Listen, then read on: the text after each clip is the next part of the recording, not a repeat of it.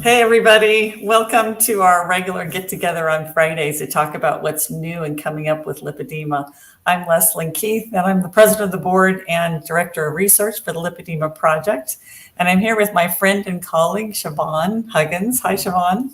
Hi, I'm Siobhan. I'm the research specialist with the Lipedema Project. So I do a bunch of different stuff, and sometimes I experiment. Yes. And we do have a little bit to talk about with your continued experiments today. So we look forward to doing that.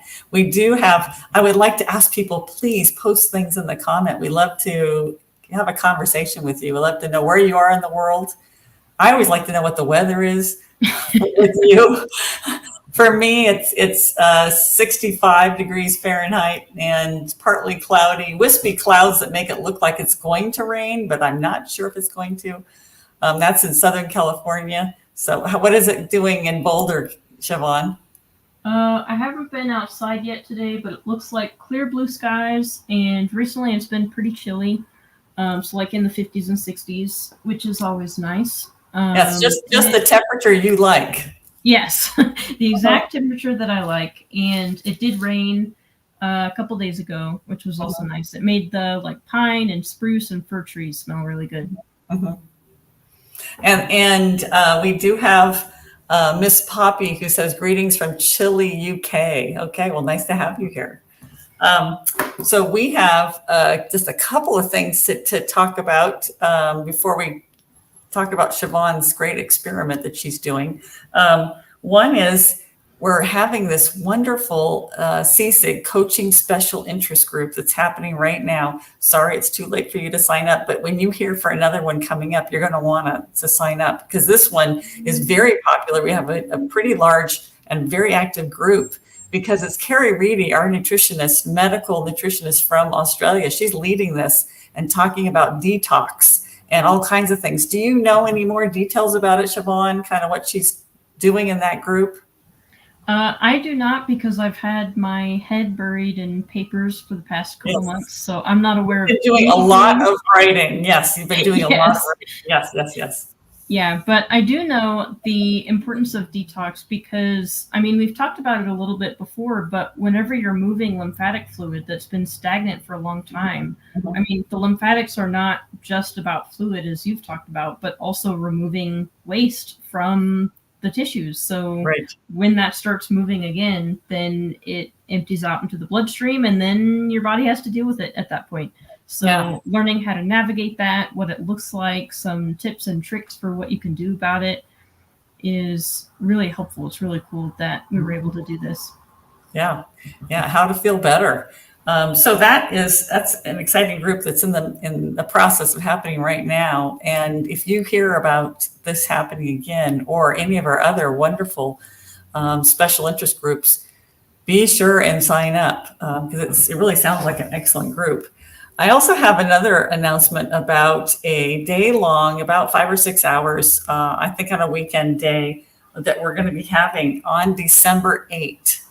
And I will have to tell you, I don't know if we have the complete title for this yet, but it's going to be something about pampering yourself and caring for yourself, body and soul. We have absolutely fabulous speakers. I think there's like 4 or 5 that are going to be there. Nina Manelson is going to be there about body peace and body acceptance.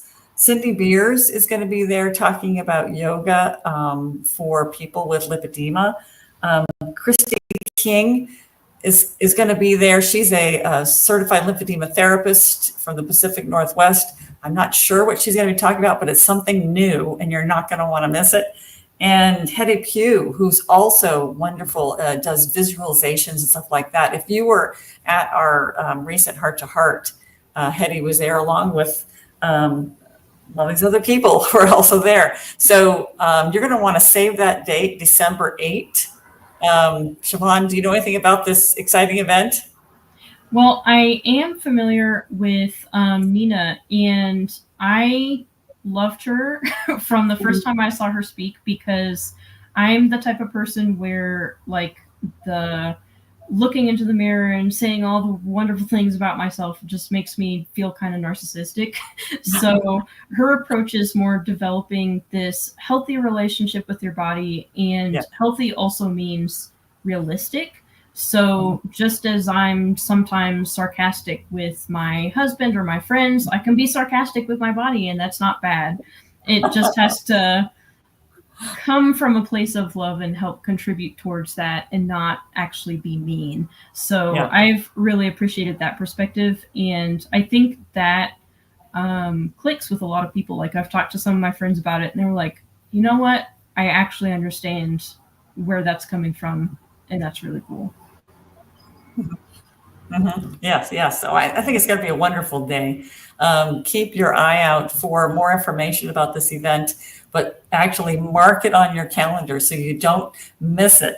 And that's going to be December 8th. So and that's that is going to a be Sunday, by the way. And it is a Sunday. Okay. I was pretty sure it was happening on a weekend. So that's very, very good. So keep your eye out for that. We have Denise who says bright and sunny at 71 degrees Fahrenheit in Connecticut.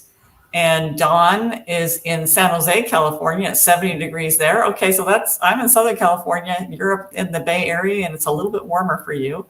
And Marcia, mild and sunny here in Kentucky. We just got started on, and she's part of that CSIG that's happening right now. Wonderful. And Tamara is here with us also. She didn't tell me what her weather's like, but hi, Tamara. Wonderful.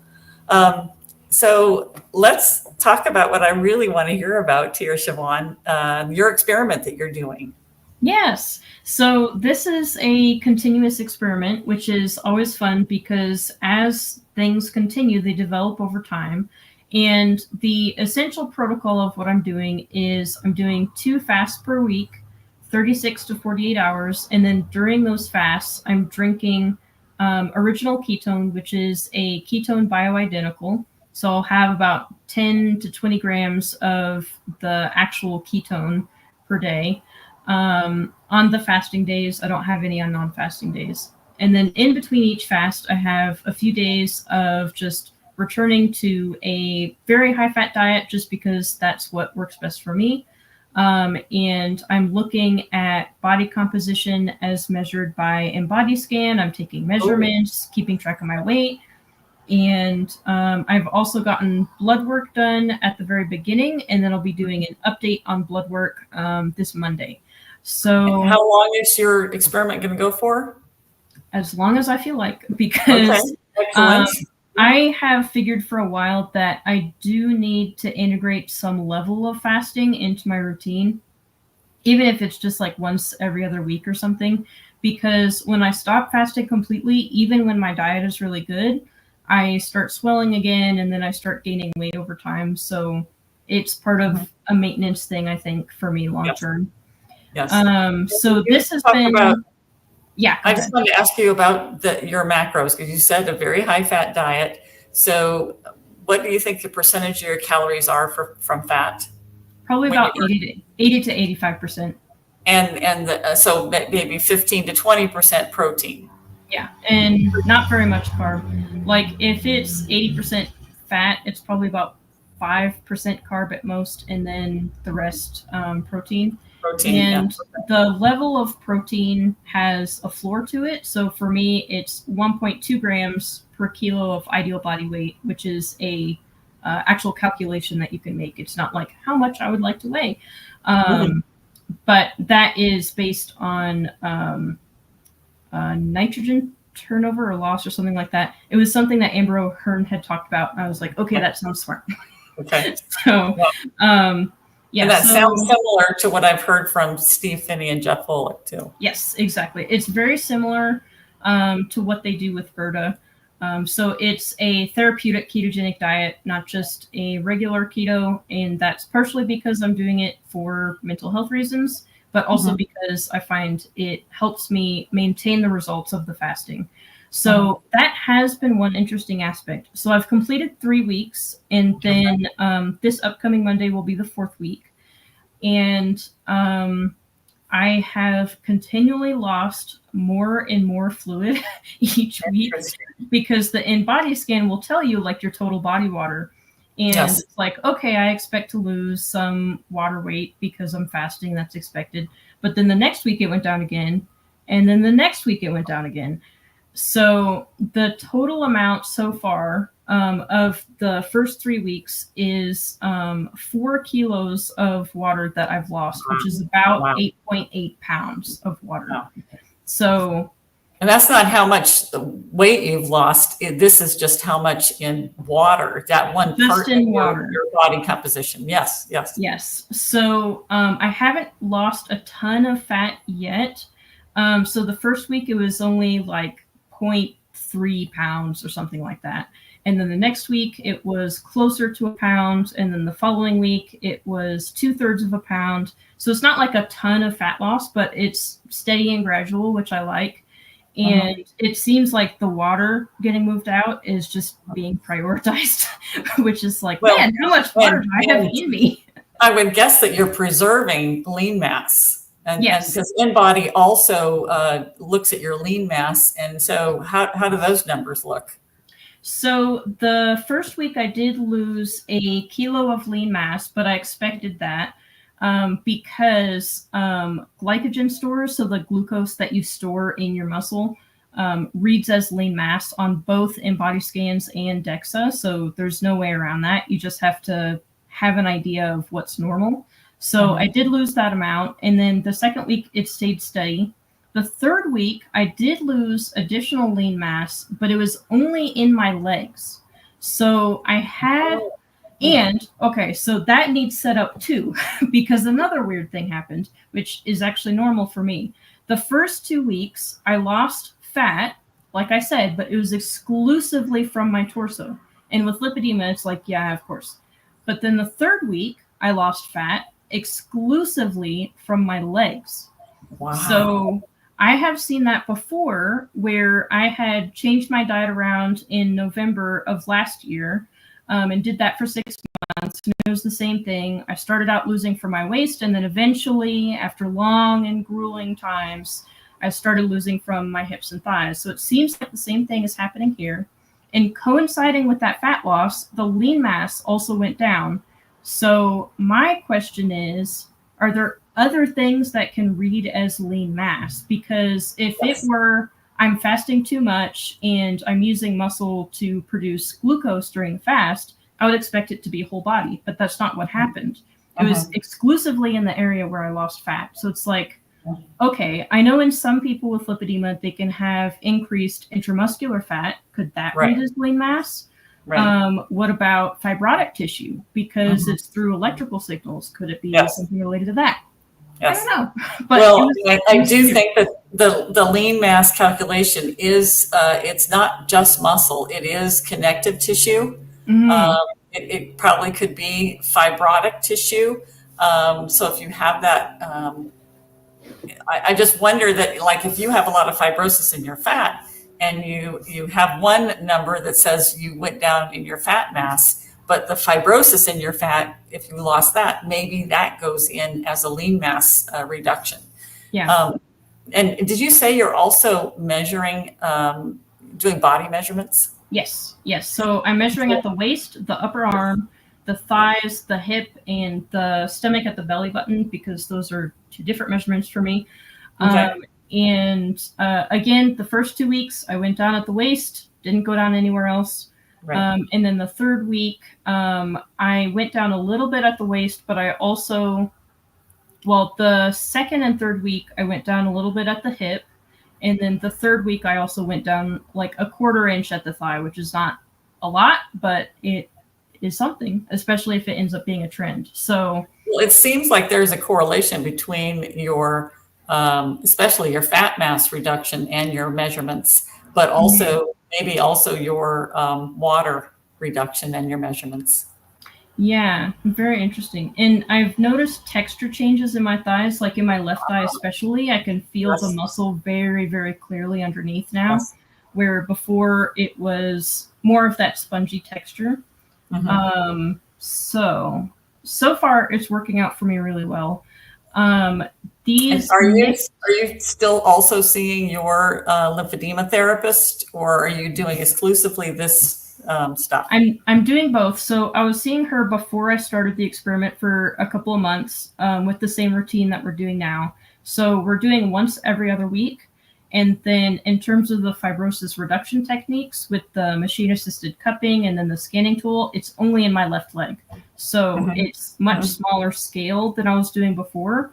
And we're focusing on the left leg just because my left side tends to be worse. So we're seeing if we can get it caught up to where the right side is. And we are seeing improvements there as well.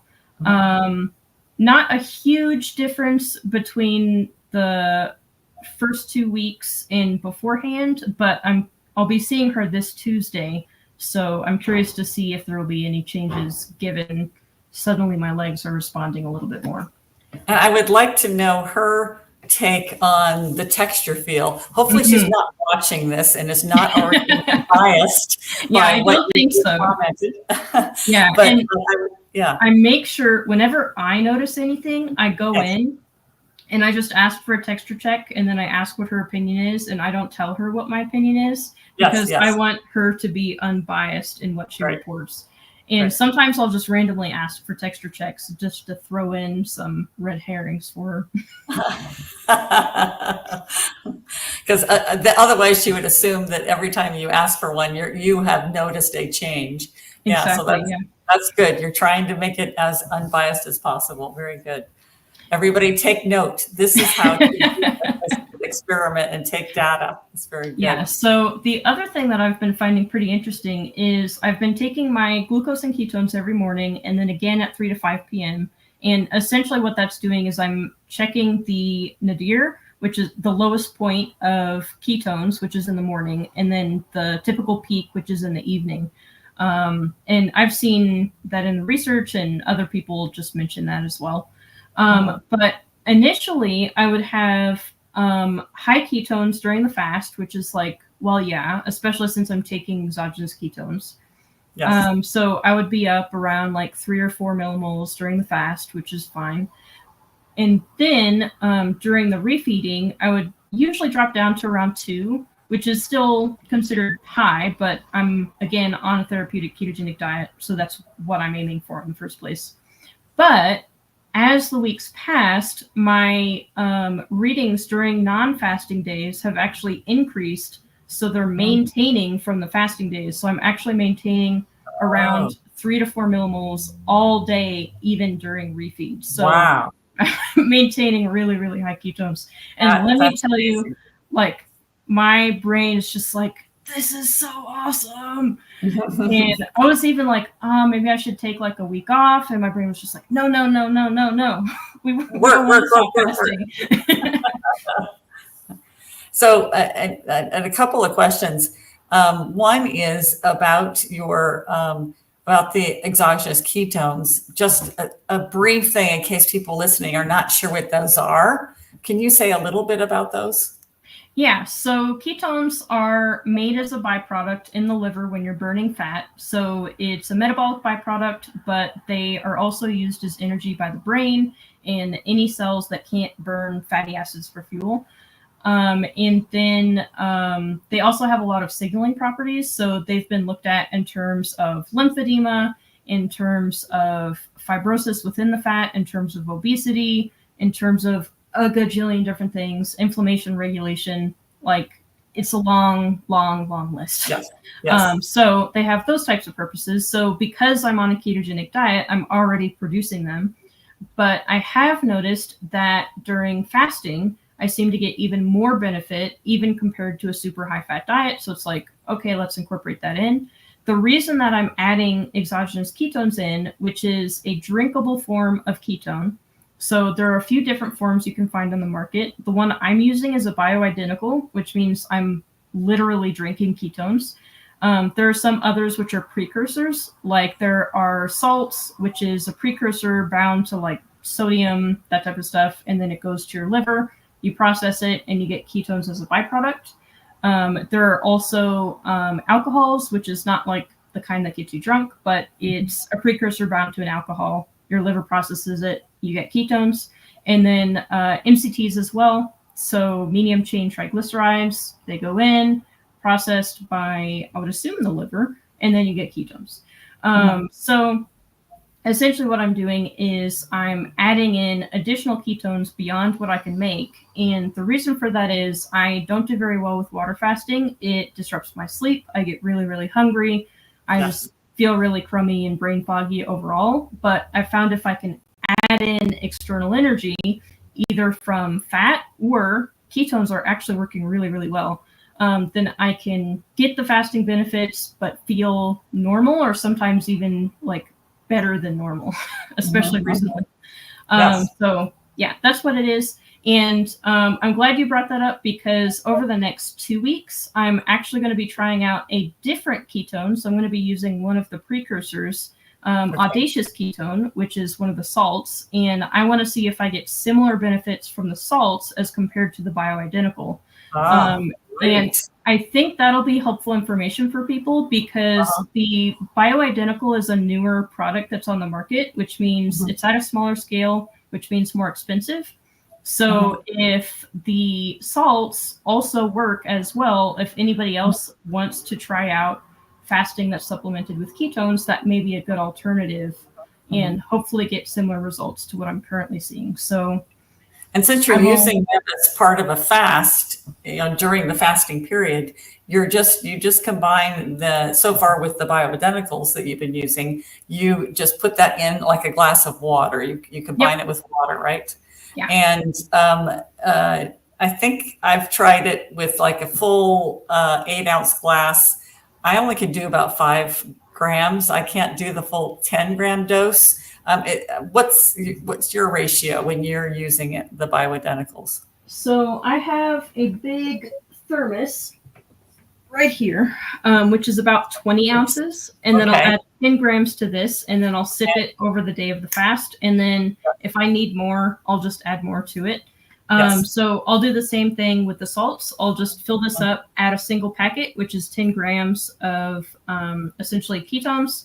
And then I'll sip it throughout the day. And I'll be paying close attention to not only the measurements at the end of each week, including the in-body scans and things like that, but also my mood, how hungry I am, how well I can concentrate during the fast. So like you mentioned, I'm doing a lot of writing, so I need to be able to think clearly. So I'll be paying very close attention to that. And you said you kind of gave a range on the extent of your fast. And so I'm assuming you're using some kind of signal or feedback that says, okay, time to stop my fast. So tell me how you decide the length of your fast. Well, so I started out with 36 hours, and that was comfortable throughout the entire thing. So I just ended it at 36 hours. And then I extended it out to 48, and that was still comfortable. When I got hungry, I would just have some ketones, and then the hunger would go away. I'd go back to feeling good again. And 1 week I did 60 hours. Wow. And that did not go very well. So I started having the same exact issues. One of the problems was that I started needing a nap at the end of my workday. So I would take a nap at 5 p.m. and then at like 10 p.m. it's like, man, I'm so tired.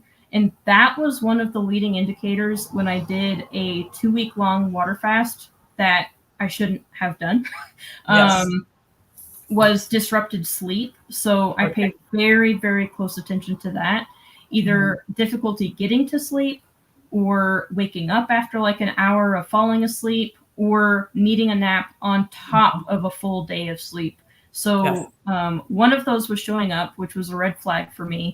And then I was also just not feeling like normal energy levels. Like I was thinking about, I should go on my walk. And it's like, I don't really want to go on a walk. I just want to lay in bed.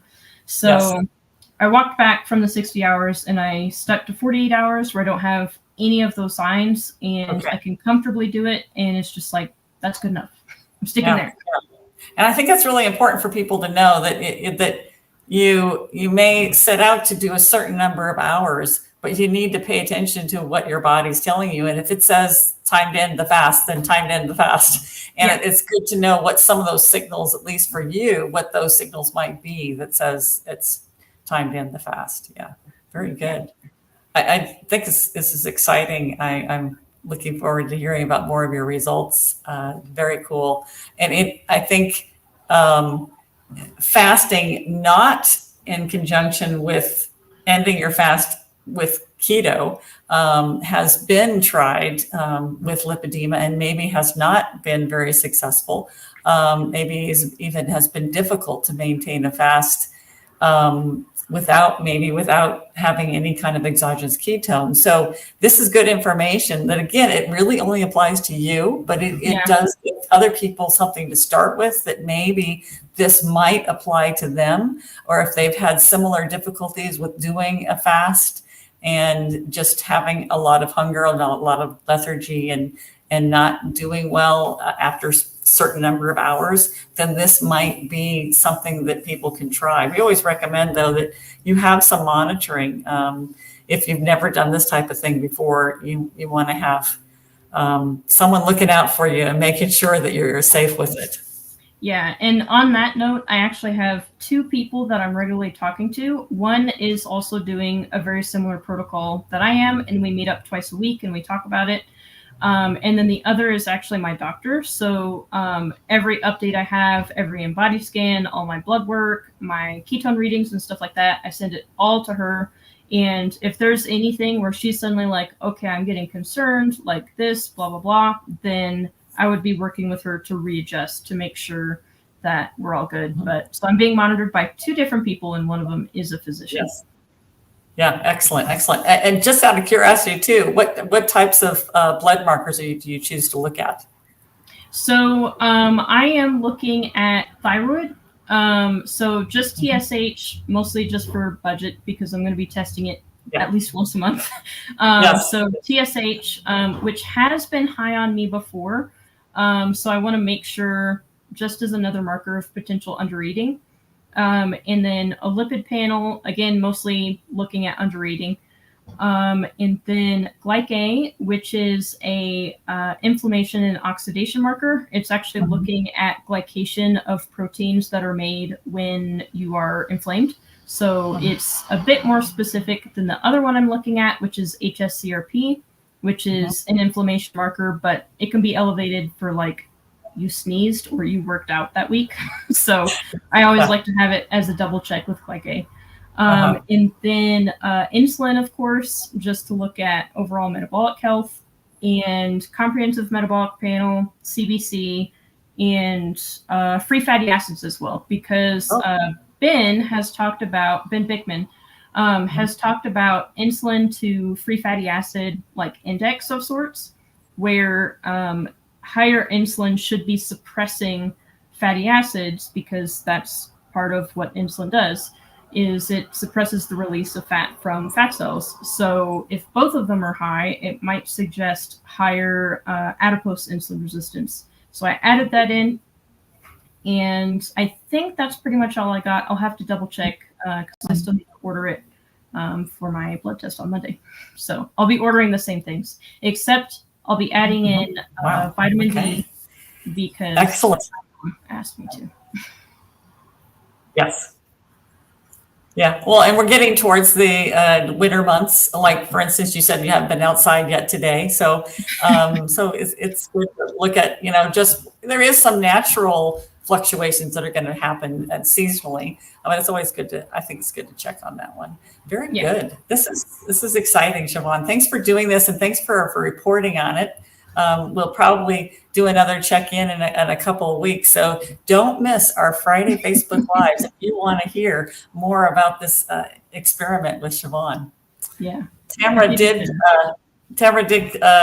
point out that she's in North Carolina and it's 80 degrees Fahrenheit. Okay, so you've got the most pleasant weather, but from Siobhan's perspective, that's too hot. For mine, it sounds wonderful.